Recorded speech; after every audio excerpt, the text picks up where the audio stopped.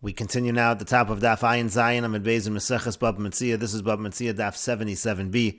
This daf is sponsored by David Grossman. Thank you for your sponsorship. If you would like to sponsor an Amid or a daf, see the description box below, and see the description box below to see how you can support this channel.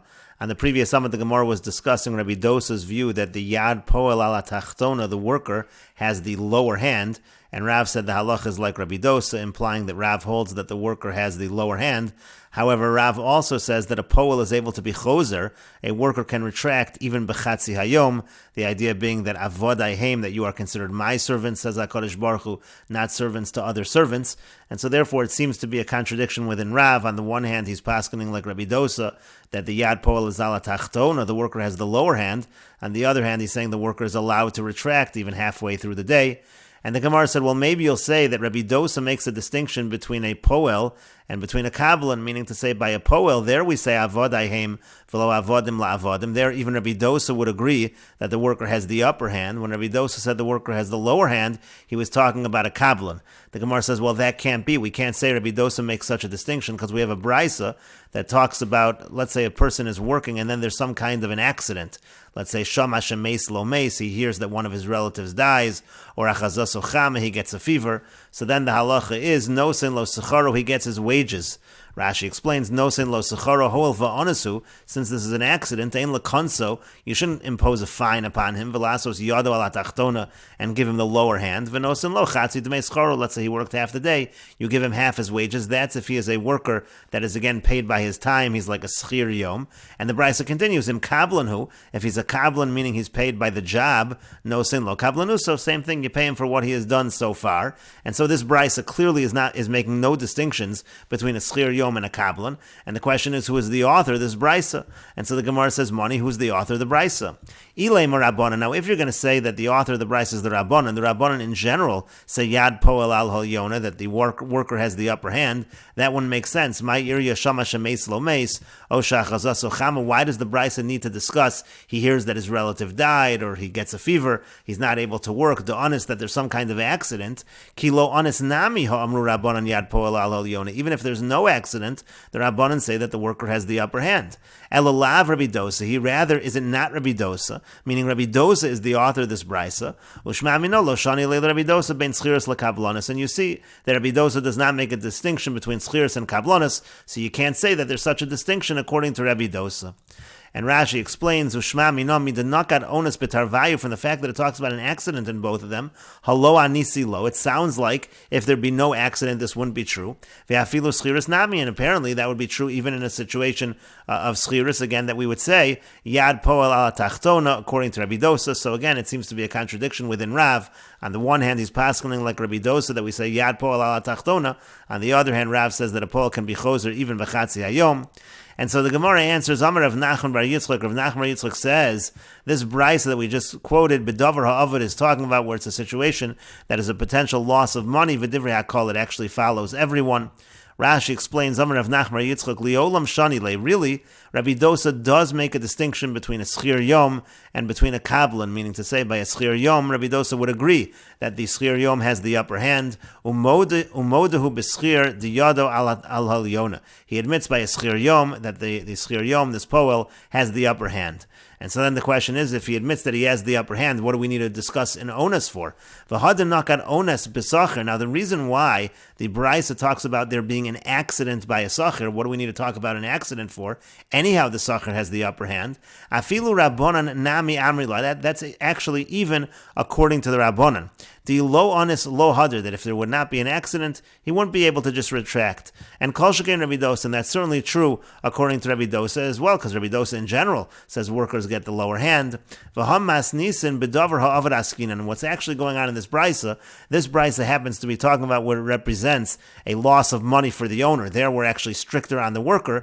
V'divrei hakol ein hapol yachol achzer. Well, everybody agrees that in such a situation, the pole is not able to be choser. In other words, what the Gemara is essentially answering is that really really Rabbi Dosa does make such a distinction, even though Rabbi Dosa says workers have the lower hand. He does not say that by a schir yom. By a schir yom, he would say the worker has the upper hand. This particular brisa, which seems to be giving the worker the lower hand, because this brisa is saying he can only be choser because of an onus, because of an accident, that's because we're talking about a davar avid. It represents a real loss of money to the owner, the fact that the worker is retracting, and that's why over here we are stricter with regards to the worker. And the Gemara continues, Tanan, we learned in the Mishnah, Kol ha-mishana, anybody who deviates, yadu ala tachton, he has the lower hand. V'chol ha-chozer bo yadu ala tachton, and anybody who retracts also has the lower hand. And the Gemara says, Bishlama kol ha-mishana yadu ala tachton. I understand what the line in the Mishnah means when it says anyone who deviates gets the lower hand. The Sasam Lantanak Rabbi Yehuda, the Tan of the Mishnah, is following the opinion of Rabbi Yehuda. Rashi explains, Rabbi Yehuda plugsayu beperak hagozel eitzim. This is a machlokas in Bava Kamo. Letzvolo edom v'tzavo shachar. The case over there is, let's say he hired him to dye it red. Instead, he dyed it black. Ulekamon beperak and maisila. We're going to bring that later on in the parak. So that line in the Mishnah we understand. But the line in the Mishnah which says the one who retracts has the lower hand, what is that coming to include? It seems to be including some case that we didn't discuss before. So isn't it coming to exclude a poel, meaning a schir yom? We're talking about a worker that's being paid for the day of work, for his time. And we're following Rabbi Dosa, meaning Rabbi Dosa says the worker has the lower hand, and the whole point of the Mishnah is to say, don't say that's just by a kabbalan, but that is by a poel as well, a schir yom as well. A poel as well has the lower hand. That's what the end of the Mishnah seems to be saying. And therefore, it would seem that Rabbi Dosa does not make a distinction between a schir yom and a kabbalan.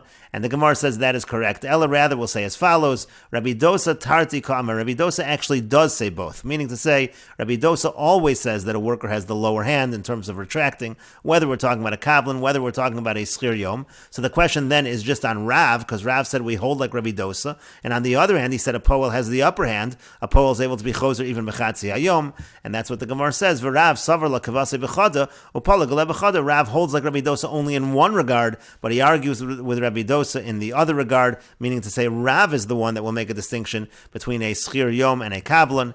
And Rashi explains, Lav lo yisuya schir yom. Isn't that last line in the Mishnah coming to include a schir yom? The Reisha Demas Nisan, because the beginning of the Mishnah, Tana Umnin, there it uses the word Umnin, which means craftsman, Demashma kablonis. That sounds like kablonis. Again, a case where you're being paid for the job that's being done. V'tana behen yadu ala tachtona. There it already says the lower hand.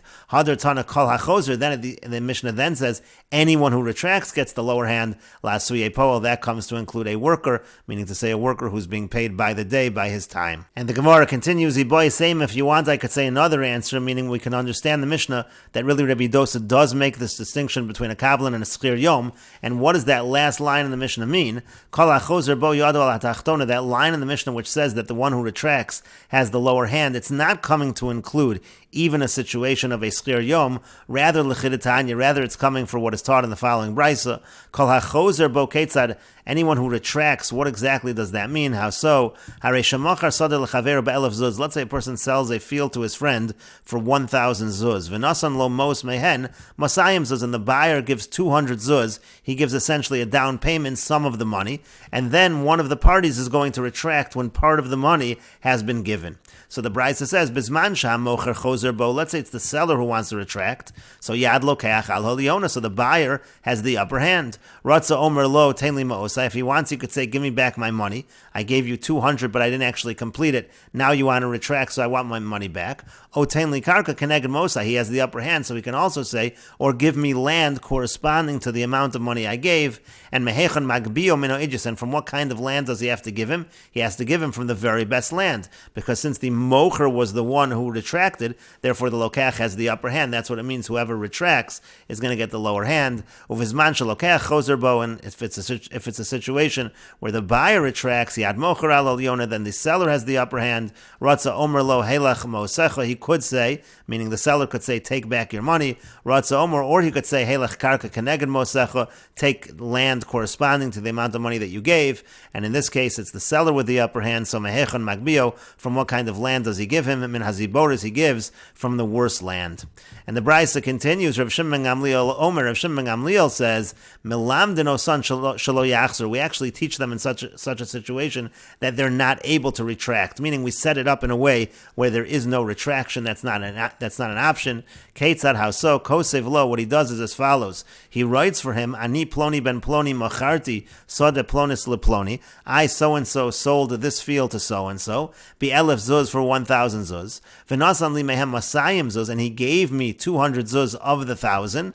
V'hareini no shebo ches meo zuz. And now he owes me 800 zuz. What that essentially means is we consider it as if the buyer gave all the money and then the 800 was lent back to the buyer. And so therefore the buyer basically owes it as a debt, but he really did acquire the entire land. So that's what it means. Kone, he acquires, umachzer lo es hashar, afilu la'achar kama shanim. He has to return the remainder even after many years, meaning essentially the sale is finalized and the buyer now owes the money. And the Gemara continues with the two dots. Amar Mar, the master said, Mehechon magbio mino idyus. What does he give him? He has to give him from the very best property. Again, that's talking about a situation where the seller is the one that retracts. So in such a case, the seller has to give him from the best property. And the Gemara says, Kasal kadaitach me'idyus denechasav. Right now we think it means from the very best of all of his property. But the Gemara says, why should that be true? V'lo yehei ala bal chov. He should be no different than a bal chov. It should be a situation like a creditor is collecting. Utnan, and we learned in the Mishnah, bal chov dino b'meinanis. When it comes to a creditor collecting, he collects from the average property. So over here, why does the seller have to give from the very best property? V'yod ha'ara diyav zuzah. And furthermore, didn't he give money for a particular piece of land? Now suddenly you're saying he has to give from the best of the land? That doesn't make sense.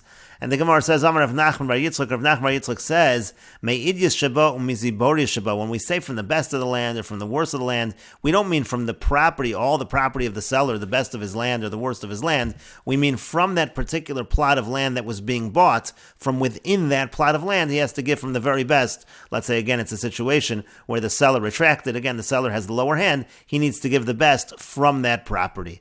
And the Gemara continues, Ravacha Breder Ravika, Amar Ravacha, the son of Ravika, says, Afilu tema me'idyus denechasav. You can even say he has to give from the best of his property. And the reason is, Stam man dezav in Arab al fezuzah. In general, when a person is going to buy property for 1,000 zuz, so how is he getting 1,000 zuz? He's got to sell his other stuff. Ozole mozel amazvin ichse. He sells his other stuff and he gives it at a discounted rate. He needs to accumulate that money quickly. And so there really was a loss over here on the side of the buyer. And now if the seller is going to try to retract, that does represent almost like a damage to the buyer, v'havale kenizik, and therefore we treat the buyer like a nizik, like someone who is damaged. Utnan, and we learned in the Mishnah, hanizak and shamin lehen beidyus. When it comes to damage, to situations of damage, we say that the payment has to be be'idyus with the very best of the person's property. And the Gemara continues at the two dots. We said above, Rav Shimon ben Gamliel Omer. Rav Shimon ben Gamliel says, Melamdino san shelo yachzer. We set it up. We teach them that they can retract in a situation where there's a down payment. Keitzad how so? Kosev lo. He writes into the shtar. He writes into the document. Ani ploni ben ploni v'chulu. Essentially, what it says in the document is, even though he's only putting down part of the payment, it's as if the seller has lent the rest of the money to the buyer, and the buyer therefore just owes the money to the seller, but the sale actually is complete. That's how Rav Shimon ben Gamliel understands these situations.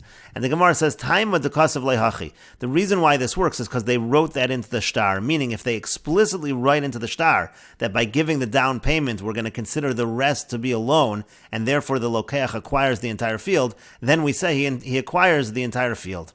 But if they didn't write that into the document, apparently he would not acquire the entire field.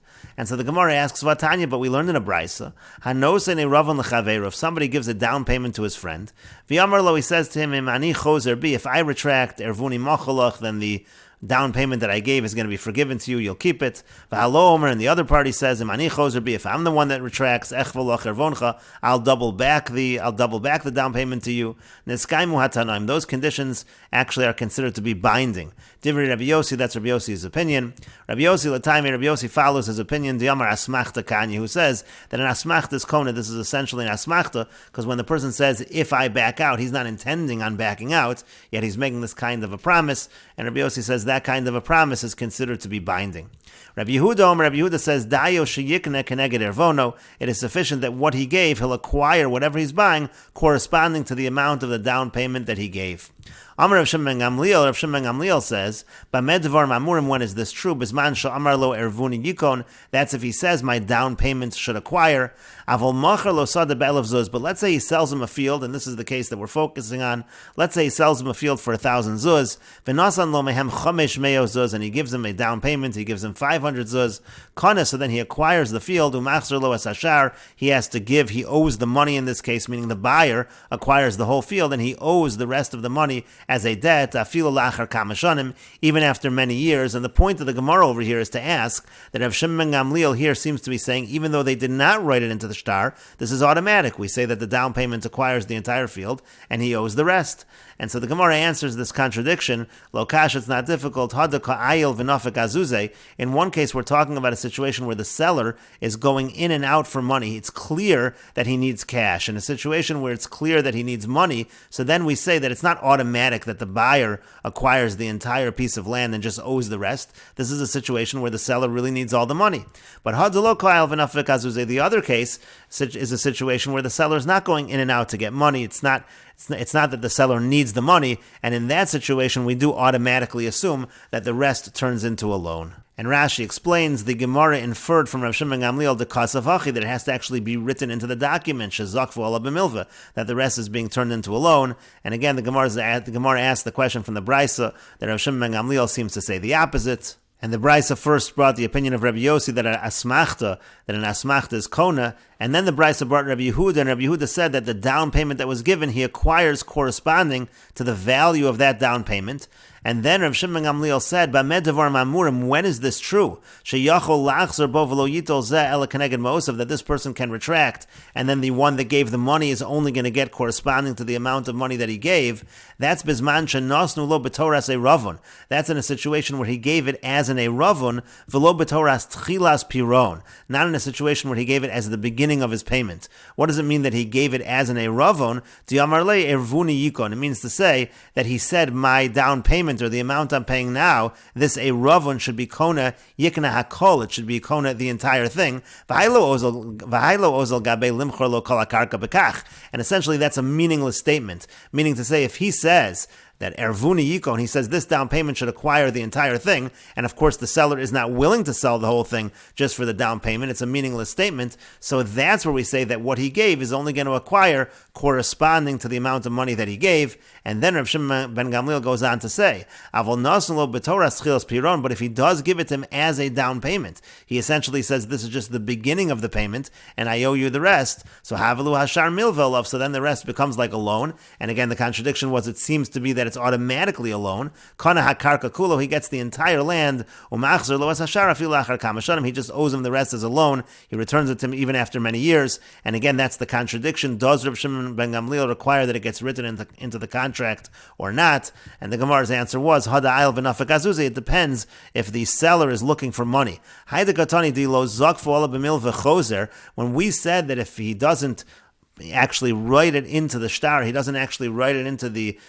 contract as a loan, so then choser, so then he could retract. That's b'da'ayil mocher v'nafik. That's when the seller is going in and out. U'mechazer achar lokeach litin lo ma'osav. He's pursuing the buyer to give him money. So in that situation, it's clear goli daite dezuze ansu limchor. It's clear that the reason why he sold is because he needed money. V'keven de lo yoiv lezuze b'shas dochko. So since he didn't give him the money when he needed it, adaite dehachi lo zavinle. He certainly didn't sell it on that understanding. Therefore, we don't automatically assume it's a loan. It has to actually be written into the contract. But if you have a situation where the seller is not in need of money, he's not pursuing the money, so in such a situation we do automatically assume that the rest of the payment is going to turn into a loan. And the Gemara continues, Diyama Rava, because Rava says, Haiman dezovin midi l'chavri, if somebody sells something to his friend, v'ka'ayil v'nafek azuze, and the seller is pursuing money, lokani, it's not going to be a kinyan, but lo ka'ayil v'nafek azuze, but again, if the seller is not pursuing money, so then it's assumed that the rest is a loan, it is going to be an acquisition. And the Gemara continues, V'yamar Rav, and Rava says, Haiman da'ozve mea zuze l'chavri, if somebody lends 100 zuz to his friend, upare zuz, and the borrower pays back 1 zuz at a time, piron havi, that is considered paying back, ela de'isle taromes gabe, but the lender, he does have a complaint against the borrower, because it's da'amar le, because he can say to him, afsadatinu minoi, it's really a loss for me, I can't really do with 1 zuz at a time, I can't do the same thing as if I would have been paid back all the money all at once. And the Gemara continues, how Gavra dezavin lechamra lechavre, there was a person who sold a donkey to his friend, who pashle chad zuzah, and the buyer still owed one zuz. V'ka'ayil v'nafek azuzah, and the seller, he was pursuing that one zuz, he wanted that one zuz. Yosef Rav Ashi v'kamayin, but Rav Ashi was sitting and inspecting, he was looking into this case. Ki hai gavnamai, in such a situation, what's the halacha? Kani o lo kani, would it be an acquisition or would it not be an acquisition? Meaning, let's say a person pays everything for a piece of land, and he just doesn't pay one zuz. So we said that in such a situation, if the seller really wants the money, so the sale is not considered to be final. It's not a final sale because he hasn't paid everything. So what would be in this situation if it was just one zuz left? Amar le Rav Mordechai le Rav Ashi. Rav Mordechai said to Rav Ashi, Hachi Amar Avime me Hagrunya mishmei de Rava. This is what Avime from Hagrunya said in the name of Rava. Zuzah kezuzi dami. Even one zuz is the same as many zuz. It's no distinction. V'lo kani, it's not going to be a kinyan. If it's a situation where the seller is pursuing the money, he needs the cash, we don't automatically assume that the rest turns into a loan. It's not automatic that the lokech can acquire the entire field with paying, even if it's most of the money, even if it's just short one zuz, he doesn't acquire the whole field. And the Gemara continues, Amar le Ravacha breder Rav Yosef le Rav Ashi. Ravacha, the son of Rav Yosef, said to Rav Ashi, V'amrina mishmei de Rava kani, but we say in the name of Rava that it is a good kinyan. We say, meaning to say that it's an acquisition of the whole thing.